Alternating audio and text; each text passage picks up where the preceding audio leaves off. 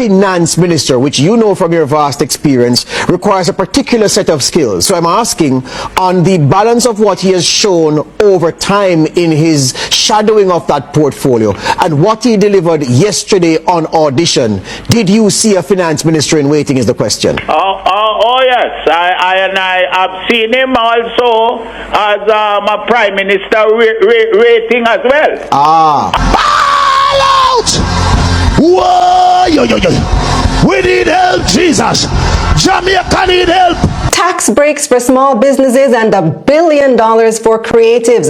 Those are some of the highlights from the PNP's opening budget presentation in Jamaica. I'm Kalila Reynolds, founder and CEO of Money Media, Money Made Simple. It's an election year, so we already expected the opposition to use their budget presentation to lay out their plan, and that's exactly what opposition spokesman on finance Julian Robinson did on Thursday. Ball out! Whoa, yo. We need help, Jesus. Jamaica need help. Absolutely. Spot on there. Nobody can disagree with that. He's calling it the 4E strategy: energy, efficiency, emerging economies, and education. Starting with education, they're planning to introduce the EASE program, which stands for Ensuring Adequate Sustenance for Education. This would give every needy student one nutritious meal per day at school. They also have a long-term plan to include breakfast. And if you're thinking, doesn't PATH already do that? Well, yes, but EASE would feed hungry students even if they don't qualify for PATH. Meanwhile, recent graduates with student loans would have an extra 6 months to find a job before they have to start repaying. Moving on to energy, Robinson said high electricity costs are one of the biggest drawbacks of doing business in Jamaica. The PNP wants more renewable energy and will incentivize wind and solar. They also plan to introduce multiple new independent power producers and allow large consumers to contract power directly from generators. Now to emerging economies, the PNP wants to give a 3-year break from corporate income tax for micro, small, and medium-sized businesses, and they may even extend it to 5 years. And Robinson said they plan to establish a $1 billion creative economy support fund to support small creative businesses to become export-ready enterprises and tap into new markets. Opposition leader Mark Golding will make his budget contribution on Tuesday, so hit that follow button because we'll be covering. And that's the bottom line. Mark Golding is not your typical Jamaican politician. He doesn't have the fiery, stage-commanding presence of Michael Manley. He doesn't rule the airwaves with the booming confidence of a Bruce Golding or a P.J. Patterson. And yet, in this high-stakes political battle for Jamaica's future, he could be Andrew Holness's greatest threat. Why? Mr. Prime Minister, you signaled it. Corruption. Corruption is a big factor in that. Ball out! Whoa, yo. We need help, Jesus. Jamaica need help. Now welcome back to another exclusive live. Now blessing goes out to all my viewers and all my subbies, all my well wishers. Like, share, and also subscribe if you haven't done so already. Coming up in today's topic and review. Now I just want to say blessing my viewers and my subscribers, and thanks for tuning in to another exclusive for a topic discussion and review. Now my viewers and my subscribers, yesterday was Mark Golding presentation of the budget. And my viewers and my subscribers, I don't know what kind of person you are, but I know what kind of person I am. And me can tell when a person presents something to me that is good. Now we clearly can see in that broadcast, look at number 28 face. Mark Golding never had to do nothing more than just present himself with the truth. And the Labour Party, they couldn't object to nothing the man has said. Look what the truth does to people. Look at Andrew Holness' nose. Look at him face. Guys, same time the truth confront you, you cannot do nothing because you have a thing named your conscience. It just hate you because what? You cannot stand up and say you telling lie on me because your conscience cannot allow you to do that because you know everything the man say is true. You not a man of integrity. integrity. The man a show you where you a take hard taxpayers' money. A do as you like. A free lunch. Mark Golan presentation was touching, and me know say every Jamaican feel it, and me know who feel it most of all. Andrew Holness, because him know say that was a master piece of presentation. So I want to see where I'm going to come with, because I know all I'm going to come with, remember me telling the people, is to try to take away from the nation, while you could see Mark Golan give back everything to the nation, even his heart, his soul, the man new anthem. I pledge my heart forever to serve with humble pride this shining homeland ever, so long as earth abides. I pledge my heart this island, as God and faith shall live. My work, my strength, my love, and my loyalty to give. O green isle of the Indies, Jamaica strong and free, my vow and loyal promises, O heartland, 'tis to thee. Mr. Speaker, God bless Jamaica. Amen. Brilliant presentation, brilliant, bravo, bravo, bravo, bravo, excellento. Is refreshing. The labor them couldn't stand it. All you could hear from them is eruption, chaos. Mr. Speaker, This Colburn, or Colburn, or where you want name, Colburn. You better calm yourself down.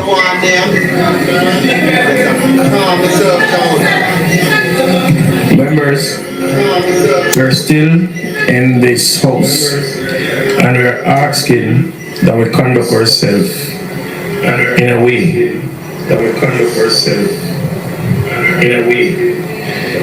I will rule according to how it is supposed to be done. The leader of the opposition is on his feet. A point of order is raised. I cannot tell you what the point of order is until we hear. So allow me to rule accordingly. You may continue, sir.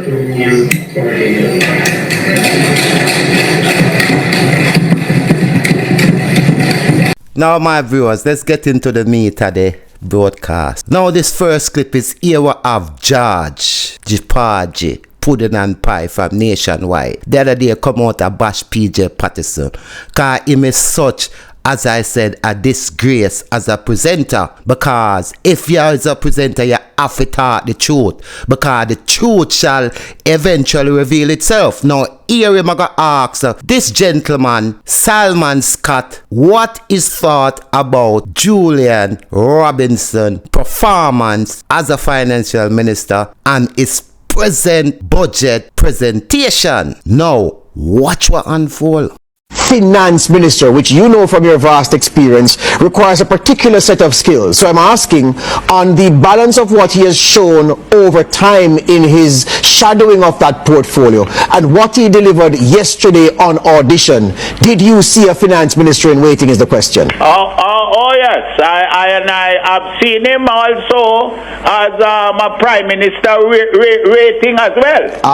And I have no apology to single him out as one of our younger politicians who have brought integrity to the office and responsibilities that Julian has embraced and carried. And I don't know him personally very well, but I have watched him via those elements that are available to provide us with information and impressions and to form opinions.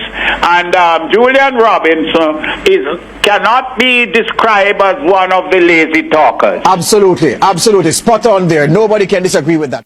Now, I'm going to play a clip with Mark Golan. And this clip, I'm going to give you a clear definition of the kind of person, the kind of politician, and the kind of individual Mark Golan is, and what his leadership qualities are that he is gonna bring to Jamaica. Mark Golding is not a traditional politician. He is a rare breed. We haven't have a prime minister like this for the longest, where we see he's standing for the principle first, the rights of the people first, and all the qualities that makes a nation a great nation. Listen to this. Mark Golding is not your typical Jamaican politician. He doesn't have the fiery, stage-commanding presence of Michael Manley. He doesn't rule the airwaves with the booming confidence of a Bruce Golding or a P.J. Patterson. And yet, in this high-stakes political battle for Jamaica's future, he could be Andrew Holness's greatest threat. Why? Because Mark Golding's strengths lie not in theatrics, but in quiet precision, unshakable integrity, and a deep understanding of Jamaica's economic and legislative landscape. But will these strengths be enough to unseat Holness and the JLP? Stick around, because what we uncover next will surprise you. Mark Golding's journey to this moment wasn't fueled by political ambition from childhood. He wasn't bred for leadership in the traditional sense. Instead, he built himself through grit, intellect, and a relentless commitment to service. Unlike many who rise through the ranks of Jamaican politics, Golding made his name first as a brilliant legal mind and an astute businessman. But can a man whose foundation is built on intellect and ethics truly connect with a population that often responds more to charisma than to credentials? The answer might not be as straightforward as you think. Jamaica stands at a crossroads. After 2 terms of Andrew Holness, voters question whether it's time for a leader whose strength isn't just in vision, while others are hesitant to allow a 3rd term. Mark Golding's strengths are undeniable. He has the legal expertise to reshape policy, the financial acumen to rebuild Jamaica's economy, and the strategic mind to unify a fractured opposition. But politics is more than qualifications. It's about connection. And herein lies the great challenge for Golding. Can he translate his strengths into voter confidence? Rise to leadership. Mark Golding's entry into politics wasn't an accident.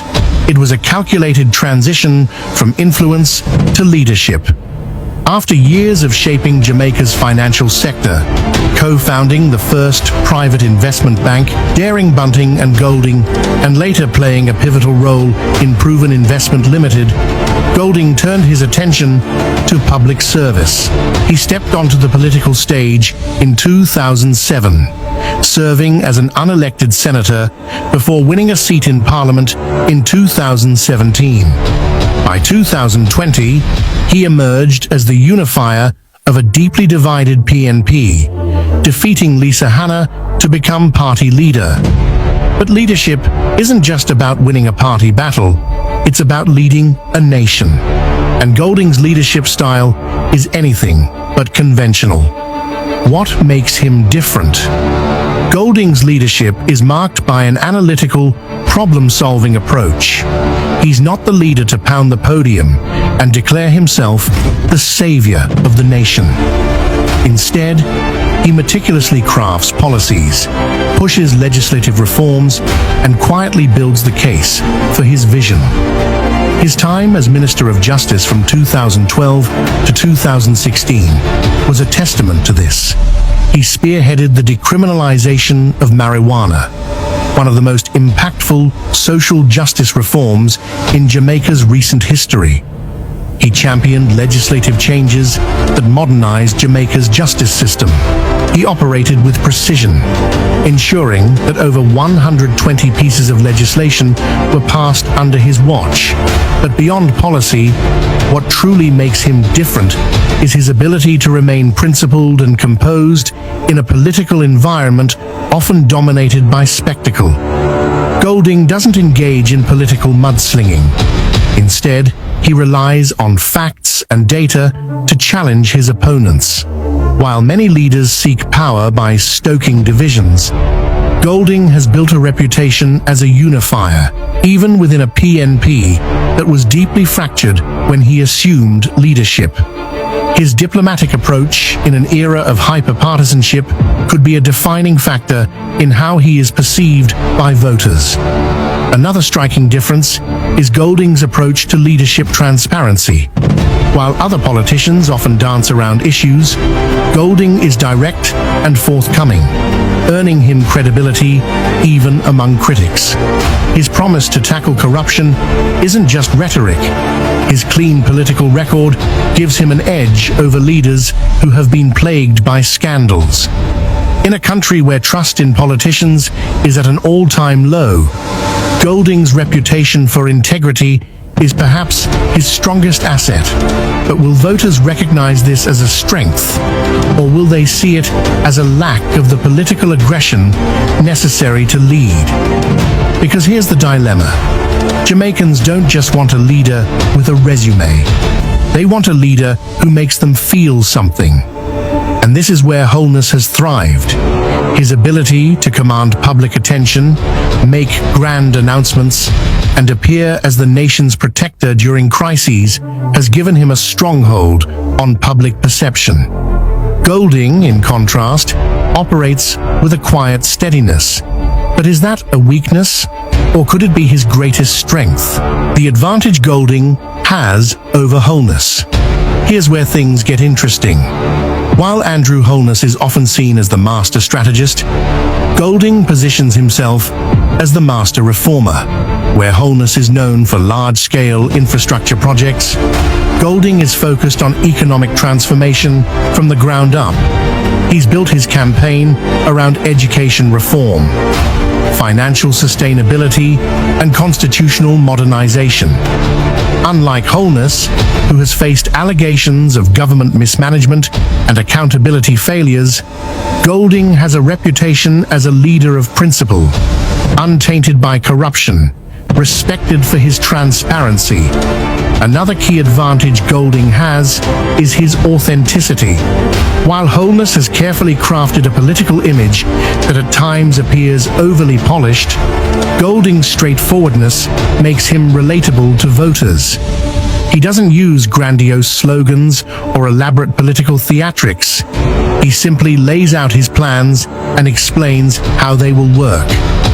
This unfiltered approach to leadership, though unconventional in Jamaican politics, could resonate with voters looking for a leader who doesn't rely on optics, but instead delivers substance.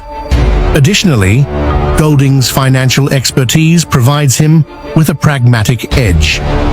Jamaica's economic future is a major concern for voters, and while Holness has done well on the economic front and has emphasized macroeconomic stability, Golding has demonstrated a deep understanding of fiscal policies that directly impact everyday Jamaicans. His background in corporate finance and investment banking allows him to propose economic policies that aren't just politically appealing, but are financially sound. As the election draws closer, this difference could prove to be a game changer. And now, here are 4 bonus facts. Fact number 1. Did you know that Mark Golding was one of the masterminds behind Jamaica's landmark financial sector reforms in the 1990s? His expertise shaped policies that stabilized the country's economy after the financial collapse of the late 90s. This isn't just a politician talking about the economy, this is a leader who helped rebuild it. Fact number 2. Despite being born into privilege, Golding has actively built his image as a man of the people. He represents St. Andrew Southern, one of Jamaica's most economically challenged constituencies, and has worked tirelessly to improve infrastructure and social programs in the area. Fact number 3. Golding's passion for policy isn't just about numbers, it's about justice. He played a key role in pushing for the establishment of the Caribbean Court of Justice as Jamaica's final appellate court. believing that true independence means cutting ties with the UK's Privy Council. Fact number 4. Golding has openly acknowledged the importance of engaging with the younger generation in real, tangible ways, not just in campaign promises. He has pushed for policies to increase job opportunities and education access for Jamaica's youth. So, as Jamaica prepares for its next general election, one question remains. Can Mark Golding's quiet strength outmaneuver Andrew Holness's commanding presence? His leadership style is different. His strengths are undeniable. But will Jamaicans embrace the power of substance over spectacle? The answer to that question will determine not just the outcome of the election, but the future of Jamaica itself. If you haven't already done so, please like this video and subscribe to our Impacting Jamaica channel today. Now my viewers and my subscribers, after listening to that well-presented broadcast about Mark Golding credibility, I know it gives you an inside and a depth understanding of Mark Golding, why he move or he move. Now one thing that stands out for me is that where they said Mark Golding born in privilege, born in privilege, but he present himself as a man of the people, meaning the average Jamaican will walk past Mark Golding and see him as a normal Jamaican and don't even do say him a Mark Golding, him not frightened. While on the other hand, we have a man that was born poor in one room, a shit in a toilet, a empty chimney, and in 8 years of taking all of Jamaica economy, he is a multimillionaire. He's one of the 4th or the 5th richest person in Jamaica within 8 years. And the man was born in royalty and wealth. You know, see him present himself and I go on like, oh, you are going, the man was born poor. All upon a sudden, no, richer than even the man was born in a wealth. Explain that to a nation. Explain that to it. And if you don't believe me, as a matter of fact, I go play for you the 10 richest politician in Jamaica. Guess who is the richest politician in Jamaica? Number 1 will surprise you. Number 9, Audley Shaw, $28 million. Number 8, Ed Bartlett, $35 million. Number 7 is Colonel Charles Sr., $35 million. Number 6, Carl Samuda, $39 million. Number 5, Marlene Malahoo Fork, $44 million. Number 4, Andrew Holness Prime Minister, $45 million. Number 3 is Peter Phillips, with $49 million. The second richest politician in Jamaica is Anthony Hilton, with $52 million. And the number 1 richest politician in Jamaica is Philip Holwell, with a whopping $56 million. Prime Minister, you signaled it. Corruption. At US $376.5 million is way below, less than half what it was in 20. Now viewers, may I leave you with this. Now my viewers, may I leave you with the favorite part of Mark Golding presentation. And this is the part where he speaks about SSL and Usain Bolt money. We tell you, say, if the floor could open up, Andrew Holness could have disappeared. But him couldn't do that do. All the thing you can see are the facial expression. It's sweet me, you know, man. Sweet me, man, into my plan come together, man. Cause I know, say, Marky G did a hold him in a man. And present him with this question to him face, you know. And him can't answer. Now, Mr. Holness, you are going to present your broadcast, you know. And you better make sure so you address the SNL situation in it. What you going to do about it? Yeah? Because you must feel like you take with you that boy. As a matter of fact, pack your bags. Because after Marky Mark done that presentation, this brilliant presentation, voila outside, people. Yo, listen, man. What a refreshing broadcast.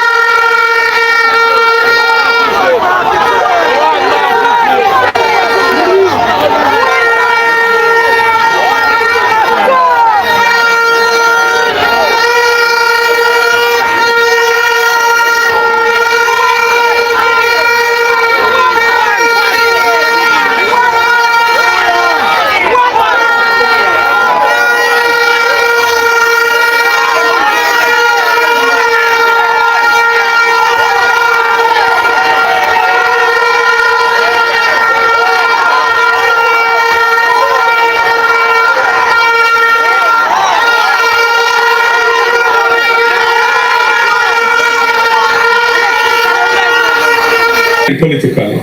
You know, it sometimes gives rise to uncomfortable things being said or found. But it's very important for the democracy that the cleansing sunlight of proper independent scrutiny is brought to the affairs of state. And to have the government chair these committees undermines that. We know that innovation of having opposition members chair the committee started with the JLP under Bruce Golding. When the PNP came to office in 2011, we kept it. And they chaired the committees at that time. And in fact, it was kept up until the 2020 election. And it wasn't in their manifesto to change it. But soon thereafter, they changed it. And it's only two of the committees, the PAC and the PAAC, that the opposition now chair. But all of the others do not. And we have not seen any evidence of any improved performance in those committees since the change was made. Mr. Speaker, the SSL scandal has rocked Jamaica's financial system and tarnished our image with investors. We again demand that all reports into what happened at SSL, including the Crow report and the temporary manager Ken Tomlinson's report, be released to the public so that the sunlight of transparency can bring a better understanding of how our sprint icon, Usain Bolt, and hundreds of others got fleeced in SSL. Yes, yes, yes! I commit to man, we can't go court, man. To that matter, focusing Put back the camera upon him, no man. Put him back on 28. The licensed institution was able to carry down so many investors for so long. It is unprecedented in Jamaica. This was nothing to do with the economic issues of facing other dealers or the market generally. This was a specific problem in that institution. It should have been addressed and it wasn't. Mr. Speaker, the opposition and the wider society remain very concerned about the Prime Minister's situation. He has been the subject of extensive investigations by the Integrity Commission. The report resulting from that investigation contained findings which the opposition and many Jamaicans find troubling. The report called for further investigation by the FID, the Financial Investigation Division, and Tax Administration Jamaica. The Prime Minister has responded by taking the Commission to court, seeking to strike down the legislation itself. Jesus! Anti-corruption framework depends. In the meantime, the Prime Minister's statutory declarations of assets, liabilities, and income for the relevant years remain uncertified by the Commission. Mr. Speaker, this is an look shame. And it goes to the heart you know the truth of boss you. Your conscience are bad you. You can't hide from your conscience. You can't hide from man, but you can't hide from your conscience. You're bigger you see your face. Yeah man, your conscience I hate you. Jamaicans will use that opportunity of those elections to decide whether to allow this highly undesirable state of affairs to continue. Yes! Mr. Speaker, we are in a year of national decision making. It is an election year. To my fellow Jamaicans, I say this. Later this year, you will have an opportunity to choose your government in free and fair elections. We will be championing positive change.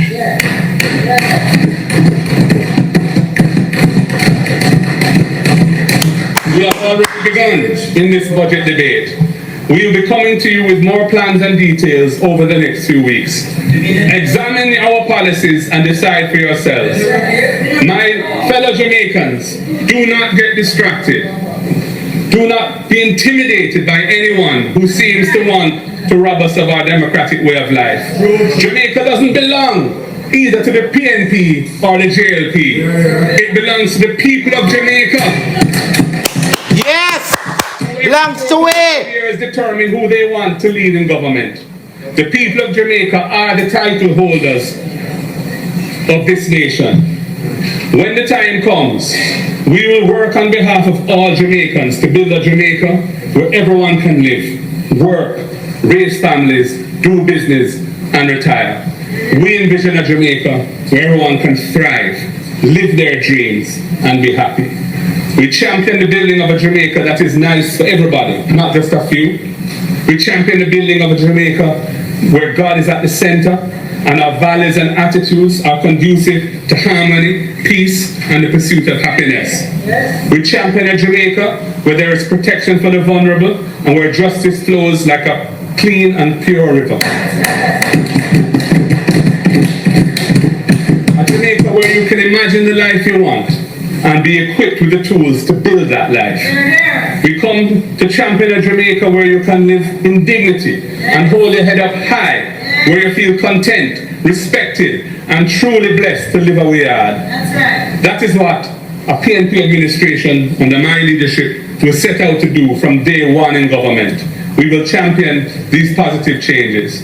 I seal my commitment as a champion of positive change with these words. I pledge my heart forever to serve with humble pride this shining homeland ever, so long as earth abides. I pledge my heart this island, as God and faith shall live, my work, my strength, my love, and my loyalty to give. O green isle of the Indies, Jamaica strong and free, my vow and loyal promises, O heartland, 'tis to thee. Mr. Speaker, God bless Jamaica. Amen. Brilliant presentation, brilliant, bravo, bravo, bravo, bravo, excellento, bravo, bravo. That's an excellent presentation. Well presented.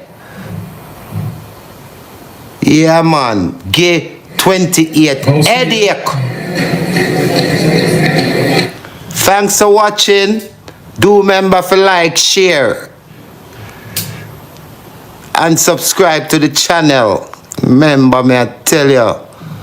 Well, proud market G. Big up yourself, bossy. Big up yourself, star. Big up.